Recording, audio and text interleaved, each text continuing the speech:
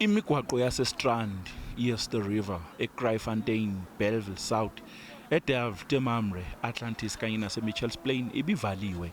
Eminye yalemigwaqo iphinde yavulwa. Iziphathimandla zomgwaqo kulomkhandlu udolobha besebenza kanzima zizama ukuvimba ababhikishi ukuthi bangayivala imigwaqo emikhulu. Lemibhikishi bingenazo izigameko zodlame. I-Cape Coloured People's Congress ithi isiyalele amalungu ayo ukuthi awuhloniphe umthetho yize kuzwakele ukuthi bese kushiswe amathayi emgwaqeni. Okhulumela lenhlangano uthi bafuna imisebenzi kanye nezindlu emphakathini wamakhaladi kuphinde kuqedwe udlame lwamaqembu emgulukudu. Today we are here because we are tired of being marginalized. Like if our people go looking for jobs, we are told we are not the right color.